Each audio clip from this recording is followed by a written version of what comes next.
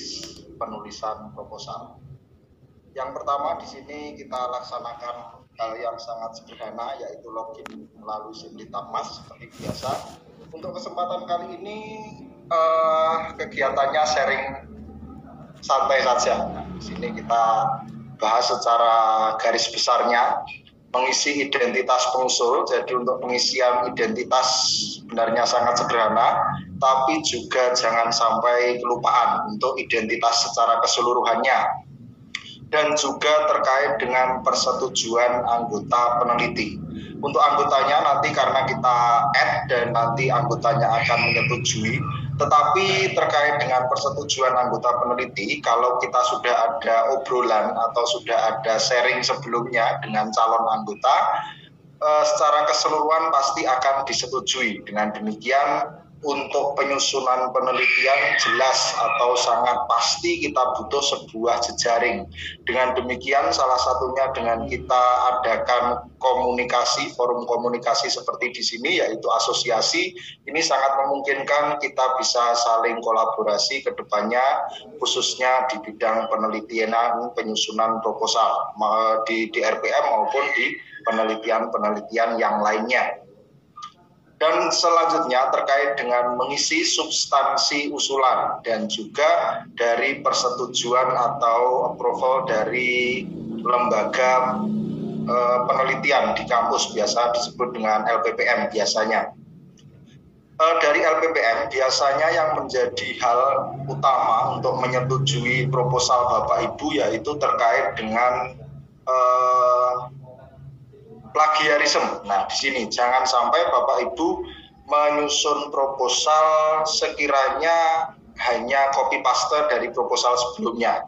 Itu akan muncul dari Turnitinnya persentase besar yaitu dari sisi kesamaan dengan proposal sebelumnya. Hal tersebut sebaiknya atau aturan dari pusat memang seharusnya tidak disetujui. Dengan demikian Bapak Ibu harus ada sisi hal yang baru dari proposal yang Bapak Ibu susun. Ini yang menjadi poin utama. Dari hal tersebut, jadi penyusunan proposal khususnya di sini untuk diusulkan di DRPM itu ternyata butuh waktu. Jadi tidak hanya satu malam atau satu minggu saja sudah selesai. Dan ini menjadi kebiasaan sampai dengan saat ini terkait dengan penyusunan proposal yang kebut misalkan satu minggu atau satu malam. Kalau saya pribadi lebih baik nggak usah, itu akan buang-buang waktu. Nah ini kesannya kok keras sekali akan memotivasi penyusunan proposal kok seperti ini. Tapi memang seperti ini adanya Bapak Ibu. Jadi apa yang mesti kita sampaikan ke Bapak Ibu, kita mesti sampaikan pula secara lugas dan jelas supaya tidak terjadi salah paham terkait dengan yang disebut dengan best practice di sini, juga hal-hal yang menjadi kenyataan atau fakta yang perlu kita ketahui secara bersama. Jadi penyusunan proposal bukan model buru-buru. Nah, di sini harus ada proses yang jelas, harus ada rentang waktu yang kita persiapkan, bahkan jauh-jauh hari. Kalau misalkan di sini kita akan mengusulkan untuk tahun ini, sebaiknya dari 6 bulan sebelumnya, dari tahun 2021, kita sudah menyusun dengan baik. Tetapi kalau toh belum, nah di sini akan menjadi catatan, kita mesti benar-benar bisa memaksimalkan waktu yang tersisa untuk menjadikan proposal kita layak untuk diterima dari sisi mitra dan sebagainya, persetujuan anggota, hal-hal terkait dengan keahlian peneliti itu harus disesuaikan dengan proposal yang diusulkan. Lanjutkan. Di sini terkait dengan tampilan yang lama untuk Simlitapmas, di sini masih di ristek, nanti untuk Simlitapmas yang baru di Kemdikbud. Nah, nanti yang baru. Ini yang lama dengan mengisi NIDN dengan passwordnya. Nah, di sini yang baru, di sini kita login di NG 2.0, nah, di sini login, nah masuknya seperti ini, dimasukkan hal yang sama yaitu NIDN, password dan juga di sini dijumlahkan misalkan berapa seperti biasanya. Ini kok matematika ya, sebenarnya juga Simlitapmas kok ngajarin matematika, harusnya juga yang lain. Mungkin biologi, mungkin apa, tambah-tambahan. Di sini. Selanjutnya, nah di sini untuk pengisian identitas pengusul. Identitas pengusul, nah di sini nanti dari ketua dan anggota-anggotanya, NIDN, NIDK, nama pengusul, pangkat dan jabatan. Untuk pangkat dan jabatan memang menjadi hal yang sangat sensitif karena memang jabatan semakin tinggi akan memberikan sebuah kelonggaran untuk mencapai dari sisi proposal program apapun. Email pengusul, CV, nah CV-nya nanti dituliskan sedetail-detailnya. CV-nya biasanya dituliskan hanya sedikit, nah jangan. Sebisa mungkin dituliskan CV-nya sebaik-baiknya dari ketua maupun secara keseluruhan. Jadi ada sisi keniatan yang dilihat dari reviewer nasional nanti terkait dengan proposal yang Bapak Ibu usulkan. Isian ID Sinta dan juga hak indeksnya. Di sini data secara otomatis diambil dari Sinta. Selanjutnya, ini pengisian identitas usulan dan nanti dari rumpun ilmunya, bidang fokus, tema penelitian, topik penelitiannya, judul penelitiannya nanti disampaikan atau judul penelitiannya yang singkat, padat, dan jelas. Jangan terlalu panjang kayak skripsi model dulu, itu jelas tidak diterima akhirnya. Terkait dengan TKT atau tingkat kesiapan dari penerapan teknologi yang kita hasilkan nanti dimasukkan sesuai dengan hal-hal yang ada di situ, nanti keluar sendiri dari TKT-nya di Simlitapmas. Dan juga skema penelitian, tahun usulan, dan juga lama penelitian. Nanti lama penelitiannya harus terlihat rasional, dilaksanakan selama 1 tahun atau 2 tahun ataupun 3 tahun. Nanti kalau multi years berarti kita bedakan menjadi 3 tahap. Nah, tiap tahapnya itu harus rasional. Jadi 1 tahun kok sampai lama atau sampai banyak sekali kegiatannya, hasilnya yang dijanjikan besar sekali. Nah, itu nanti akan tidak rasional. Jadi yang jelas kualitas dan juga rasional kita sesuaikan pada keluaran yang kita hasilkan pada penelitian kita nanti dari proposal yang kita ajukan. Dan juga terkait dengan biaya yang diusulkan. Biaya yang diusulkan harus lagi-lagi rasional. Jadi tidak semacam kelihatan untuk melambung-lambungkan dana. Jadi jangan sampai hal tersebut dilaksanakan atau diulangi kesalahan yang sama seperti itu. Jadi terkesan untuk mengusulkan penelitian ini untuk mendapatkan dana, untuk mendapatkan tambahan pendapatan atau yang lainnya. Hal tersebut tidak baik dan tidak tepat. Kalau toh memang seperti itu, ya itu sekedar efek samping saja kalau memang akan mendapatkan hasil yang lebih. Tapi dari pondasi atau mindset awal yang kita laksanakan untuk menyusun proposal yang akan kita ajukan di DRPM, yaitu untuk mengaktualisasikan kemampuan dan juga keinginan kita untuk meneliti dan juga menghasilkan hal yang baru yang bermanfaat khususnya di bidang pendidikan maupun bidang-bidang yang lain. Nah, di sini khususnya, misalkan dari saya pendidikan, mungkin ada dari bidang teknologi, ada dari bidang industri dan sebagainya. Itu kita fokuskan untuk bisa kontribusi. Tetapi terkait dengan pembiayaan, kita tetap rasionalkan. Misalkan ada platform yang sangat tinggi, untuk dananya kita tidak selalu harus benar-benar mepet sampai atas, tidak harus. Kalau untuk diterima saja paling tidak kita bersyukur dulu, paling tidak kita diterima. Kalau sudah sering diterima, nah di situ akan membuat track record. Bapak Ibu bisa langsung bisa bervariasi terkait dengan dananya sesuai dengan Bapak Ibu yang inginkan. Tetapi untuk awal-awal atau dari sisi pemula, Bapak Ibu berikan sebuah dana yang sangat rasional. Nah, di sini yang menjadi poin pertama terkait dengan pembiayaan. Dan juga terkait dengan standar biaya keluaran penelitian. Nah, nanti dari keluarannya biaya untuk misalkan Scopus atau hal-hal yang sangat tren di saat ini, HKI, maupun sampai paten. Nah, di sini harus dirasionalkan. Kalau memang hal yang dibutuhkan relatif banyak, ya kita sesuaikan untuk dananya. Tapi kalau dananya sebenarnya dengan hal yang sangat terjangkau bisa, ya kita laksanakan dananya sesuai dengan yang relatif terjangkau tersebut, mungkin ditambahkan dengan relatif ya sedikit lah di atasnya.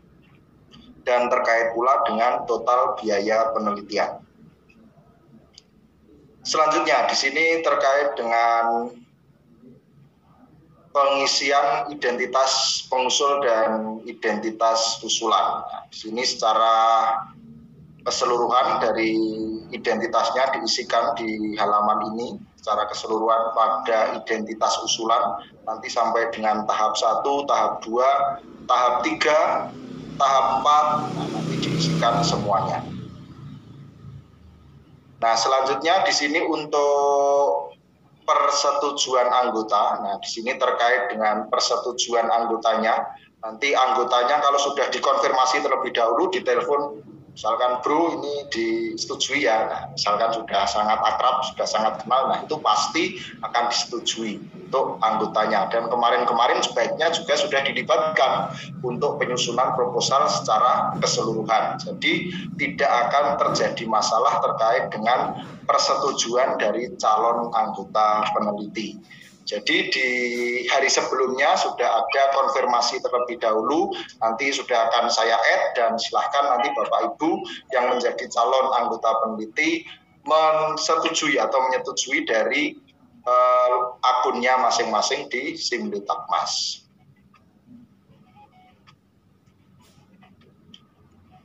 Selanjutnya mengisi substansi usulan. Di sini dari template-nya, template usulan. Di sini kita masuk pada template-nya. Template-nya dengan skema apapun dari setiap penelitian silahkan Bapak Ibu benar-benar ikuti dengan baik.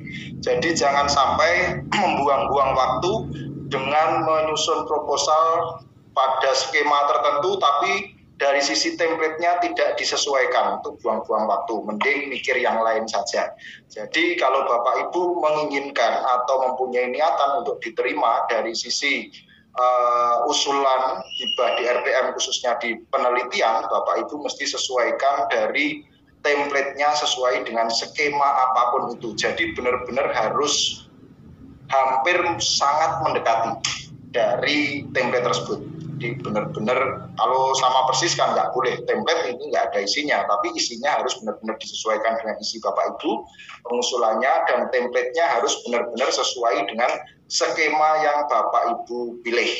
Nanti dilanjutkan dengan diunggah pada pengunggahan proposal. Nah, di sini pada proposal yang sudah fix, sudah ada persetujuan dan sebagainya, tinggal kita unggah pada pengunggahan proposal di sini, yaitu dipastikan proposal yang diunggah sudah sesuai, benar-benar sesuai dengan template. Ini yang sangat ditekankan. Terkait dengan substansi usulan, nah di sini mengisi substansi usulannya terkait dengan ringkasan. Yang pertama, ringkasan. Untuk abstrak ringkasannya, ya. Mohon maaf Pak, slide-nya tidak bergerak Pak. Oh, tidak bergerak? Iya. Nah.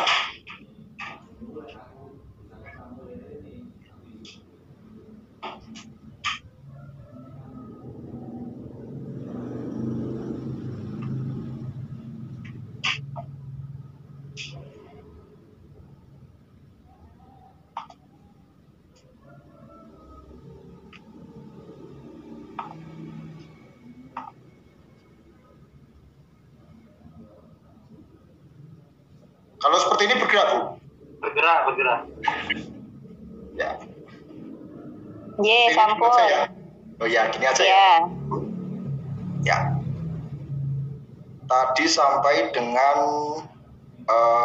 sebentar. Ini sudah. Nah, di sini terkait dengan mengisi substansi usulan. Nah, di sini ringkasan atau abstraknya harus maksimal 15 kata. Jadi jangan sampai Bapak Ibu, wah ini saya mempunyai kata yang masih banyak lagi nanti saya beri bunga-bunga biar kelihatan banyak. Nggak usah seperti itu, nggak usah. Jadi benar-benar disesuaikan dengan aturan. Maksimal 500 kata ya kita ikuti maksimal 500 kata. Atau kalau memang syukur-syukur ya mendekati saja, misalkan 490, 480, nggak apa-apa. Tetapi jangan sampai lebih dari 500 kata. 501 kata pun jangan. Jadi maksimal hanya 500 kata. Demikian pula dengan latar belakang, maksimal 500 kata. Tinjauan pustakanya maksimal 1000 kata. Nah, tinjauan pustaka kadang-kadang terlalu panjang karena ada pengertian apa, dan itu nggak penting. Jadi langsung fokus saja apa yang kita ambil atau apa yang kita kutip dari materi yang kita ambil dan kita jelaskan dengan bahasa kita, itu cukup. Jadi lugas jelas, itu yang versi sekarang. Memang sih dulu itu ada versi yang bunga-bunga atau yang banyak sekali kata-kata, tapi hal tersebut dirasa sekarang tidak mumpuni. Jadi harus sesuai apa yang menjadi tujuan, latar belakangnya apa, dan metodenya apa. Nah, di situ harus secara jelas dan lugas. Metode maksimal 600 kata. Di sini juga jangan sampai dilanggar. Luaran dan target capaian. Jadi luaran dan target capaian ini harus rasional, sesuai dengan penelitian kita, dan kita bisa menjangkaunya dalam rentang waktu yang kita janjikan. Misalkan pada tahap tahun pertama, tahun kedua, dan tahun yang ketiga. Rencana anggaran biaya, lagi-lagi rencana anggaran biaya nanti Bapak Ibu silahkan serasional mungkin. Tidak usah dilambungkan setinggi-tingginya. Nggak usah. Jadi kita pada hakikatnya atau pada dasarnya kita letakkan kita pada pondasi awal belajar saja dulu, yaitu dengan diterima saja sudah bersyukur. Dengan demikian kedepannya saat track record kita dari sisi penelitian kita sudah sering untuk diterima, kita akan menambah kepercayaan dari reviewer nasional untuk menerima proposal kita di tahun selanjutnya. Dan terkait dengan jadwal nanti dituliskan secara jelas, juga daftar pustaka, persetujuan atau pernyataan mitra. Nah, terkait dengan mitra, hal tersebut kan butuh waktu. Jadi Bapak Ibu di sini misalkan membuat jejaring sesuai dengan rumpun ilmu Bapak Ibu maupun secara keseluruhan dari penelitian yang dimungkinkan akan Bapak Ibu laksanakan, itu dilaksanakan jauh-jauh hari akan lebih baik. Karena dengan demikian Bapak Ibu akan memiliki waktu untuk menyusun misalkan surat kerjasama dan sebagainya yang hal tersebut nanti dilampirkan. Lampiran dari persetujuan misalkan dengan tanda tangan jangan sampai tanda tangan kok di-scan, itu akan memperbesar kemungkinan ditolak bahkan sampai dengan 90%. Kalau tanda tangan sebaiknya ya tetap tanda tangan basah, nanti ditambahkan materai, cap dan sebagainya untuk menambah dari sisi valid dan juga keterpercayaan dari proposal dan juga keyakinan dari reviewer nasional yang akan menyatakan proposal kita diterima. Jadi ditekankan untuk surat dengan mitra itu ditandatangani dengan tanda tangan basah, tanda tangan yang asli, ada materainya dan juga ada capnya. Itu yang akan lebih meyakinkan dari reviewer terkait dengan kevalitan kerjasama yang akan kita laksanakan jikalau suatu saat proposal kita diterima. Dan selanjutnya terkait dengan persetujuan dari lembaga penelitian yang misalkan namanya LPPM biasanya di sini terkait dengan lembaga penelitian dan juga pengabdian biasanya kepada masyarakat. Di sini kita fokuskan dulu pada penelitian, yaitu pengiriman oleh pengusul dari Bapak Ibu dosen misalkan diusulkan melalui Simlitapmas dan verifikasi akan dilaksanakan dari lembaga penelitian di kampus Bapak Ibu. Lembaga penelitian biasanya mengacu dari sisi kemiripan dengan proposal-proposal sebelumnya atau plagiarisme. Jangan sampai proposal yang terjadi usul sebelumnya dan diusulkan lagi oleh Bapak Ibu. Lagi-lagi itu akan buang-buang waktu. mungkin ada persentase yang sangat kecil untuk diterima kalau dari lembaga pengembangannya kurang teliti. Tapi dari sisi aturan untuk pusat yang ditujukan ke lembaga penelitian di setiap kampus, harusnya kalau sampai diturnitin kok kemiripannya sangat besar dengan proposal sebelumnya, itu sebaiknya memang ditolak, karena juga akan dari sisi plagiarisme akan mencoreng nama baik peneliti dan juga nama baik kampus khususnya.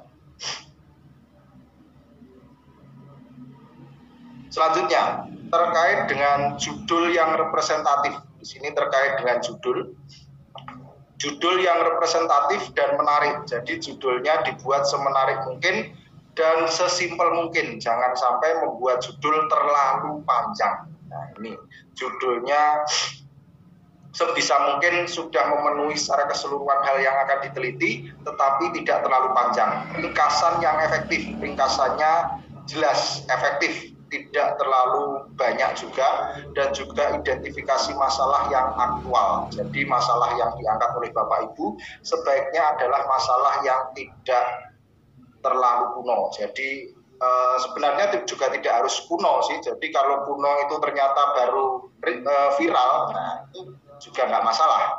Tapi Bapak Ibu juga mesti menyesuaikan dengan hal-hal yang in-nya zaman sekarang apa.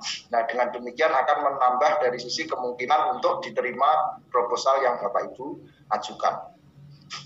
Selanjutnya terkait dengan identifikasi masalah yang aktual. Identifikasinya juga aktual dan solusi maupun evaluasi yang juga disesuaikan dengan proposal sampai dengan hasilnya untuk mendapatkan hasil yang terbaik.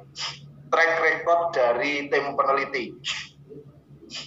Track record dari peneliti, ada track record yang bisa atau mudah dilacak untuk anggota maupun ketua.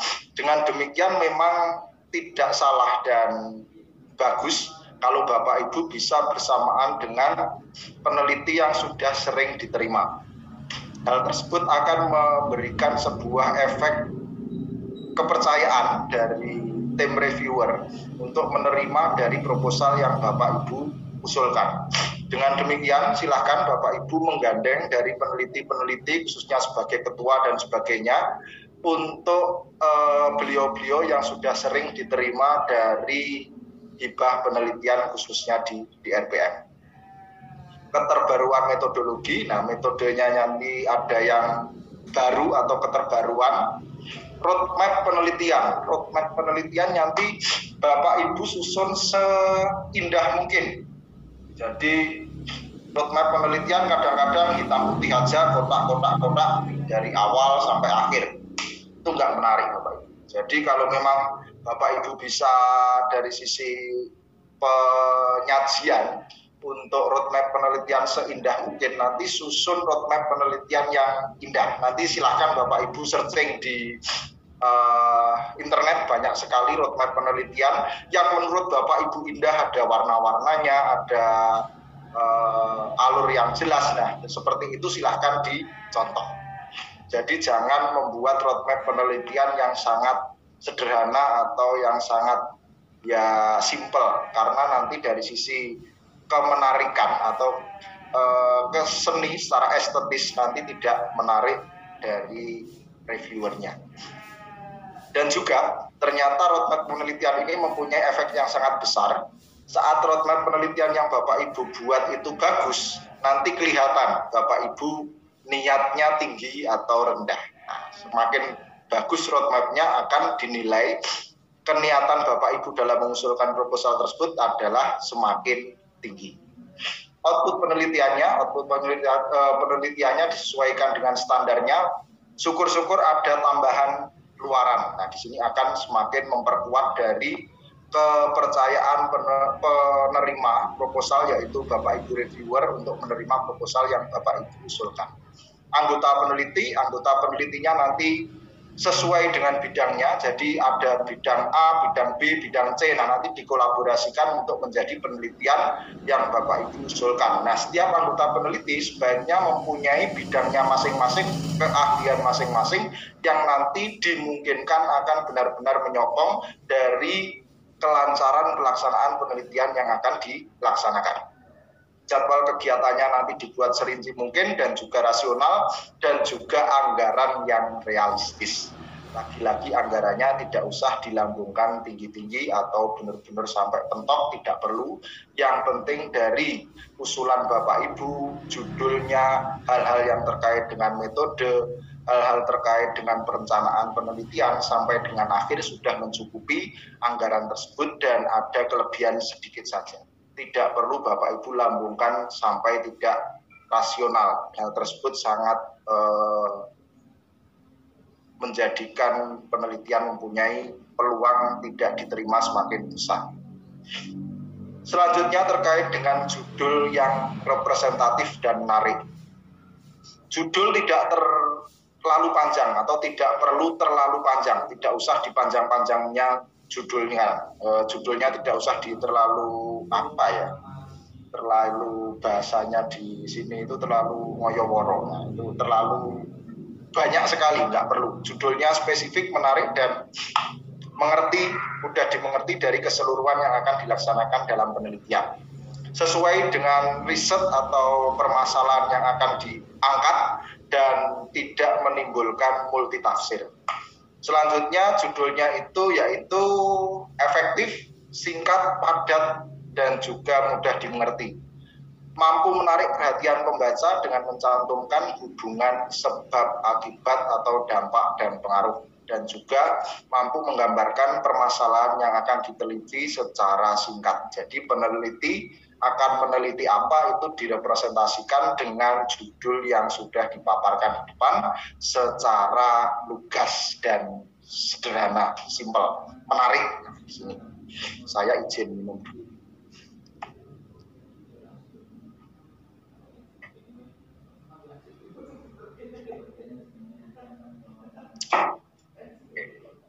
Mulai kering. Oke, lanjut. Ringkasan yang efektif. Nah, di sini abstrak harus ditulis ringkas. Abstraknya ditulis ringkas, nanti terkait dengan aturannya maksimal berapa kata, misalkan maksimal 500 kata ya kita ikuti, namun telah mencakup permasalahan, tujuan dan target yang ingin dicapai, serta metode penelitian dan juga rencana kegiatannya. Dengan membaca abstrak, diinginkan secara garis besar sudah bisa dipahami tujuan dan kegiatan yang akan dilaksanakan, serta target yang akan dicapai oleh Bapak Ibu selaku pengusul penelitian atau pengusul proposal. Terkait dengan strategi menulis pendahuluan, di sini yang pertama, perumusan masalah harus jelas, terarah, tujuan penelitian, kontribusinya jelas. Terkait dengan pendahuluan, ditekankan untuk latar belakang, misalkan itu harus ada gap yang jelas, masalahnya apa dan alternatif solusinya apa.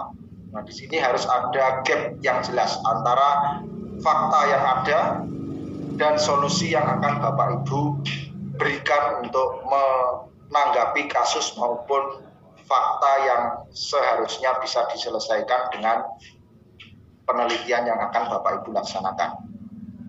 Uraian singkat, padat, jelas, langsung pada deskripsi masalah. Jadi masalahnya harus secara lugas, tegas, ini masalahnya, faktanya seperti ini, yang diinginkan seperti ini. Jadi terjadi gap.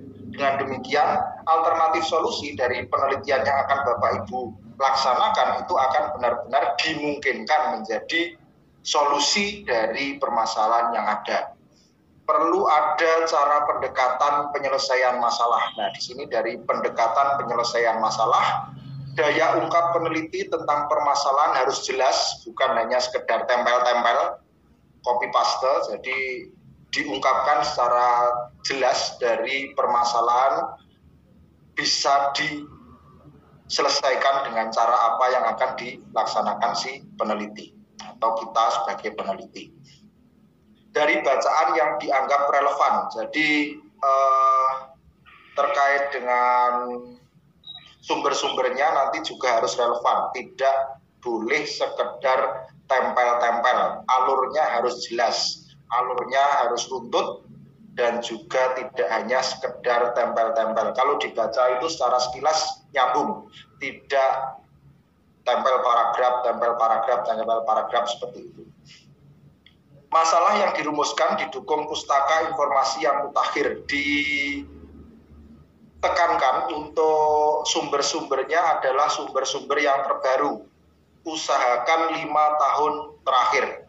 Dan ditekankan, tadi juga sudah dijelaskan di awal oleh Pak Ari, tidak beda dengan artikel yang akan dipublikasikan pada jurnal-jurnal yang bereputasi, yaitu ditekankan sumber-sumber dari jurnal-jurnal bereputasi yang terbaru dengan tahun-tahun yang baru.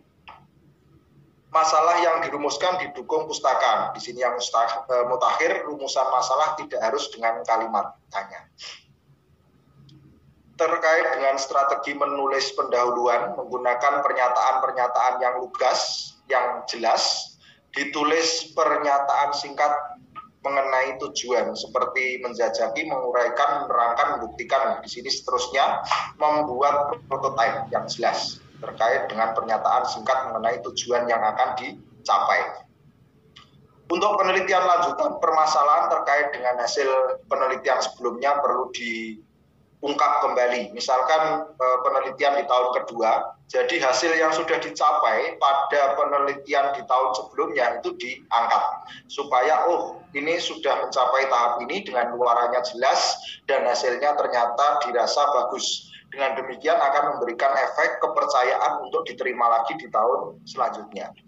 Tidak menggunakan kata terkait dengan mengetahui, memahami, itu terkesan hanya inventarisasi saja. Tujuan penelitian harus dapat memberikan kesan yang akan ada sebuah perubahan yang jelas, tidak hanya sekedar informasi yang baru. Jadi hasil penelitian yang Bapak Ibu hasilkan nanti itu diharapkan akan ada sebuah perubahan, misalkan dari sisi teknologi, dari sisi pendidikan, dari sisi pembelajaran maupun dari sisi industri dan sebagainya, itu yang jelas, tidak hanya sekedar atau sekadar informasi yang baru, tidak hanya pemberian informasi yang kadang-kadang juga menjadi hal yang sangat biasa saja. Jadi harus benar-benar ini hasilnya. Teknik penulisan kajian pustaka, terkait dengan teknik penulisan kajian pustakanya, kepustakaan harus menunjang pustakanya relevan dengan penelitian yang akan Bapak Ibu laksanakan dan juga mutakhir atau pada 5 tahun terakhir. Ya sebenarnya toleransi 8 tahun terakhir lah. Tapi sebaiknya 5 tahun terakhir untuk sumber-sumbernya dan ditekankan dari jurnal-jurnal yang bereputasi yang digunakan sebagai sumber yang mendukung dari penelitian khususnya pada proposal di awal. Uraian harus intensif, kurangi banyak teori yang terkesan hanya clipping atau hanya tempelan-tempelan. Jadi benar-benar materi yang diambil atau dikutip dari sumber-sumber itu benar-benar mendukung dari penelitian yang akan dilaksanakan nanti. Dan juga benar-benar berkontribusi dari proposal alur berpikir yang Bapak Ibu susun. Jangan ditempel-tempel biar kesannya banyak. Itu nanti kelihatan sekali. Jadi benar-benar dibaca berulang-ulang sampai nyaman, enak dibaca. Nah, di situ kita baru fiksasi atau pengefikan dari proposal yang akan kita usulkan. Misalkan ada kekurangan sedikit, ya wajar. Karena memang saat kita teliti lagi, proposal itu memang nggak ada sempurnanya. Mutu karya, di sini mutu karya ilmiah sangat ditentukan mutu dari pustaka yang Bapak Ibu ambil. Misalkan dari sumber yang primer dan sumber yang sekunder. Kalau buku-buku itu sekunder, kalau yang primer itu terkait dengan jurnal, artikel jurnal yang bereputasi, silahkan Bapak Ibu nanti di-download dimanapun, silahkan diunduh, nanti dijadikan sebagai acuan atau sebagai daftar pustaka, referensi proposal yang akan Bapak Ibu usulkan. Paten, disertasi 5 tahun terakhir nanti akan lebih dipercaya daripada buku-buku yang relatif sudah usang tahunnya. Beda cerita kalau buku tersebut memang buku yang babon atau buku awal atau buku pertama, tidak masalah. dapat menggambarkan state of the art dari sisi apa yang dicapai. Nah, di sini dari apa yang Bapak Ibu capai dari penelitian tersebut, dari sisi kebaruannya. Di sini dari kebaruan yang Bapak Ibu dapatkan dari penelitian tersebut apa? Lebih utama persentase keprimeran dan kemutakhiran bukan sekedar pustaka-pustaka yang tidak terlalu mendukung. Jadi benar-benar yang diinginkan di sini yaitu referensi yang benar-benar mendukung dan juga mutakhir. Diutamakan yaitu sumber yang primer. Tidak mengutip. Nah, mengutip dari kutipan ini sangat dirasa sangat kurang mumpuni, kurang bagus. Jadi dalam misalkan David dalam siapa dalam, nah itu jangan sampai. Jadi diusahakan, diutamakan yaitu sumber yang diambil langsung pada sumber yang asli. Jangan dalam siapa. Nah, itu kutipan yang dikutip lagi itu sangat dihindari. Lebih baik tidak ada. Terkait dengan metode, selanjutnya terkait dengan metode.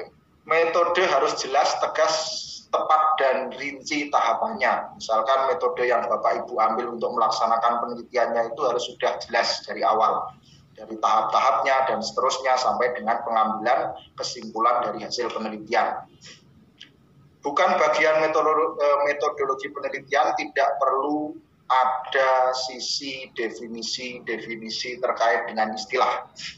Misalkan, metode adalah, nggak perlu, itu harus di-delete, jangan sampai. Misalkan metode adalah, apa adalah, itu nggak perlu. Jadi dianggap bahwa reviewer nasional itu sudah mumpuni, dan memang sudah mumpuni, kalau sudah menjadi reviewer nasional. Jadi tidak perlu kita menganggap Bapak Ibu reviewer nasional kok kita berikan pengetahuan terkait dengan pengertian metode, enggak usah. Itu sangat tidak etis. Jadi langsung metodenya apa? Metode yang digunakan harus terbaru, bukan yang lama-lama. Di sini bukan yang out of date. Jadi yang diinginkan itu yang up to date, yang in lah, yang kelihatan baru-baru ini apa. Nanti bisa Bapak Ibu sesuaikan. Tahapan penelitian dideskripsikan dengan jelas sehingga mudah menjustifikasi jadwal kerja dan juga biayanya. Di sini tahapan penelitiannya diberikan tahapan yang jelas. Apabila ada sampling, nanti tekniknya teknik apa. Analisis data harus dijelaskan dengan baik untuk penganalisan datanya sampai dengan pengambilan kesimpulan. Dan juga untuk penelitian multi tahun, misalkan tahun 1, tahun 2, tahun 3, harus diberikan sebuah kejelasan dari luaran yang ditargetkan tiap tahunnya. Di sini harus ada kejelasan yang kita janjikan untuk tiap tahun yang bisa kita hasilkan, atau lebih tepatnya yaitu yang harus kita hasilkan. Jadi kita berjanji akan ini, ya sebaiknya atau seharusnya lebih tepat, yaitu kita benar-benar mencapai dari target yang kita berikan di awal, kita janjikan di awal setiap tahunnya apa. Nanti bisa Bapak Ibu tampilkan lebih baik pada diagram bentuk alir. Nah, tahun pertama, tahun kedua, tahun ketiga.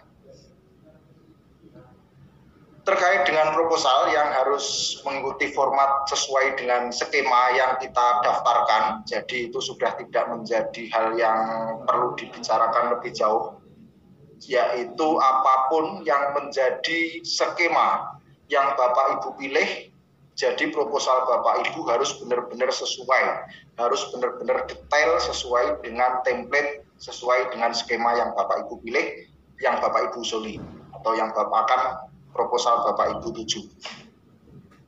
Peneliti pemula tidak memenuhi persyaratan. Kalau memang dari Bapak Ibu tidak memenuhi dari sisi persyaratan sebagai anggota ataupun sebagai ketua, ya tidak usah dipaksakan. Mungkin Bapak Ibu bisa di belakang layar, misalkan kalau memang terkait dengan usulan skema tertentu minimal jabatan fungsionalnya apa. Jadi kalau memang tidak memenuhi ya kita bisa lebih berlapang dada dan kita bisa berada di belakang. Bapak Ibu bisa memberikan proposal Bapak Ibu ke Bapak Ibu yang sudah memenuhi, dan Bapak Ibu bisa menyokong di belakang layar untuk pelaksanaan penelitiannya. Dan di sini saya nggak terlihat namanya nanti, wah, hanya sebagai pelaksana saja dapat uangnya sih, tapi nggak, ya, mungkin ada bahasa seperti itu ya. Tapi ya nggak masalah, berarti Bapak Ibu mempunyai tanggung jawab untuk meningkatkan jabatan fungsional supaya tahun depan bisa segera bisa memenuhi dari syarat yang disyaratkan.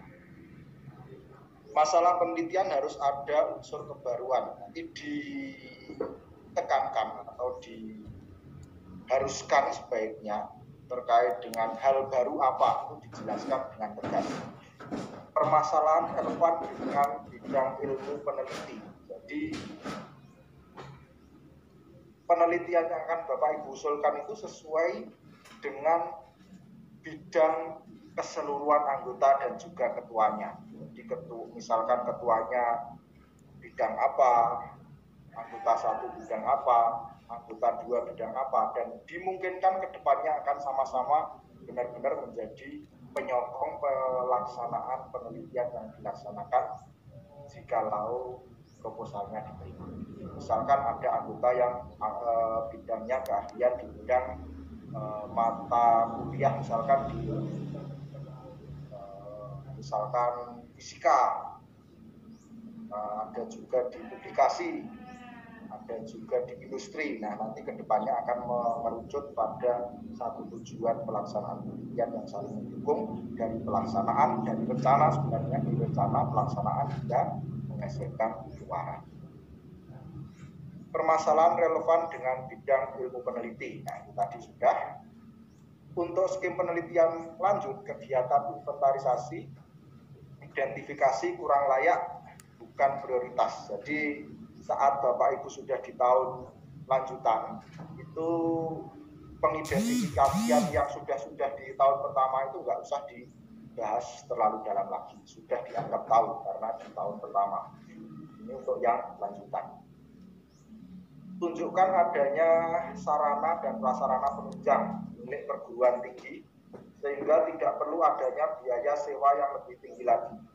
Jadi dari perguruan tinggi Bapak Ibu itu sudah mempunyai modal apa misalkan, itu tunjukkan untuk mendukung penelitian yang akan Bapak Ibu laksanakan.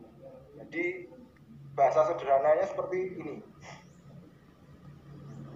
kamu itu sudah punya modal apa, misalkan ditanya dari reviewernya seperti itu, bahasa sederhananya seperti itu.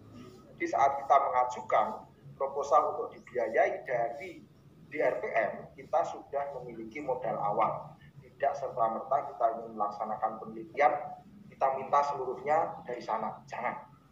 Karena dengan seperti itu akan menimbulkan anggapan bahwa niatan kurang. Dan juga modal awal yang tidak menjamin kelangsungan penelitian selanjutnya.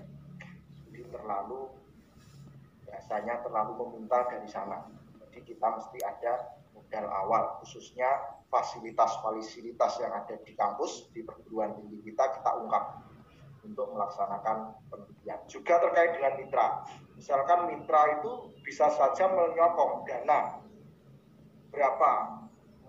Kalau toh menyokong dana kemungkinan sangat kecil, karena biasanya bisa diterima sebagai kerjasama mitra saja kita sudah bersyukur. Kita tidak perlu menginginkan dari dana yang masuk pada penelitian yang akan kita laksanakan. Tetapi dari hal-hal yang terkait penyediaan fasilitas oleh mitra itu kita nominalkan. Itu yang menjadi solusi. Jadi dari mitra mungkin memberikan dana ke kita untuk pelaksanaan penelitian yang akan kita usulkan bersama, tetapi kita bisa nominalkan dari fasilitas yang diberikan dari mitra kita. Jika suatu saat yang kita terlaksana, nah di situ diuangkan itu sebagai dana dari mitra. Misal meskipun itu bukan dana cair atau bukan berbentuk uang, tapi kita nominalkan. itu berapa juta misalkan. Penelitian yang ada sumber dana selain dari DRPM dapat mempunyai nilai tambah.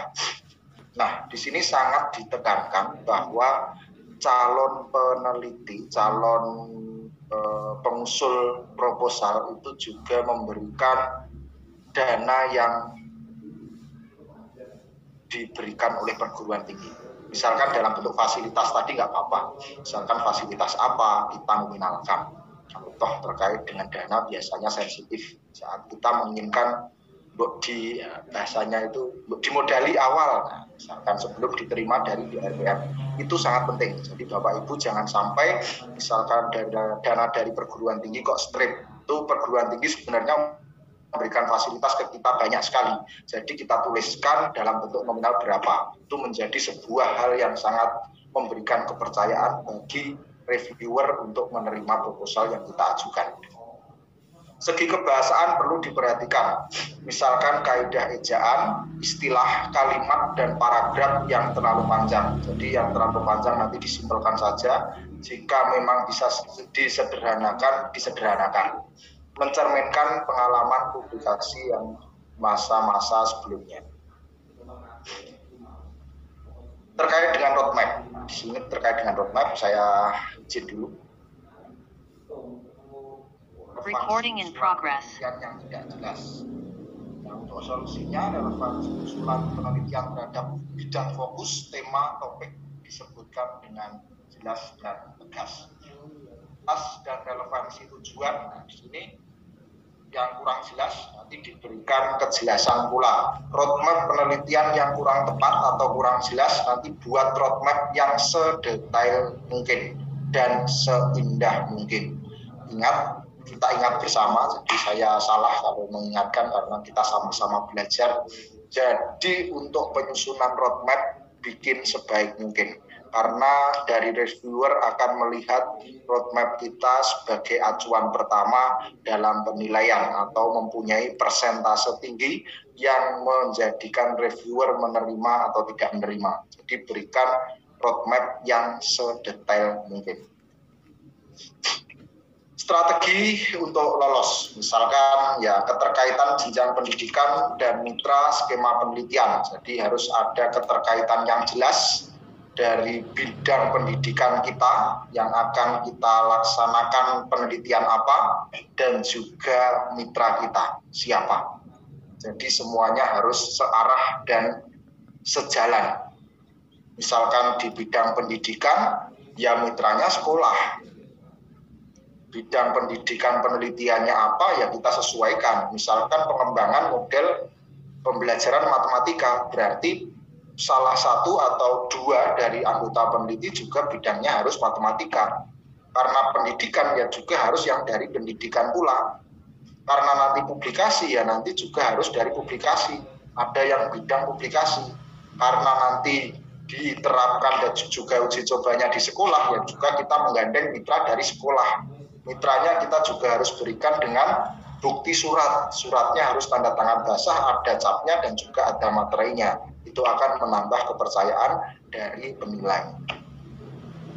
Selanjutnya, kepangkatan lebih berpeluang memenangkan hibah. Jadi semakin tinggi jabatan fungsional akan semakin tinggi kepercayaan dari reviewer untuk menerima.